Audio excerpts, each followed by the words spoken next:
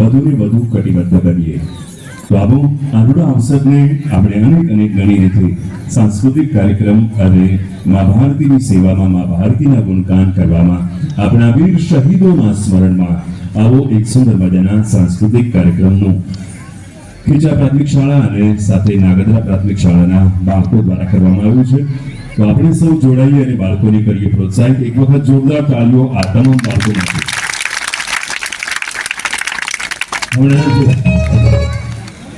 હમણાં જે સ્વર્ગવાસી થયા એવા આપણા અમરેલીના કવિ હર્ષદ ચંદ્રાણાની એક પંક્તિથી આપણે આ કામમાં આગળ વધીશું કે તમે આવ્યા તો સાથે રંગ સાથે સૂર આવ્યા છે, ગળામાં ગીત ઓઠે સ્મિત, સભામાં નૂર થઈ આવ્યા છે.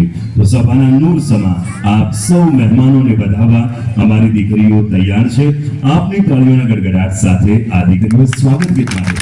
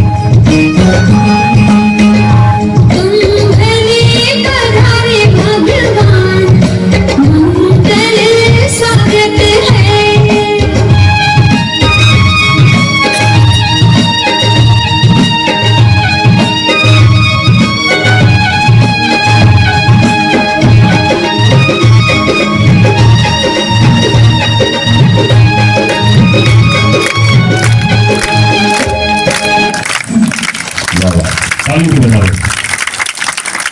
આ હતા સ્વાગત ગીતમાં ખીચા પ્રાથમિક શાળાની બાળાઓ.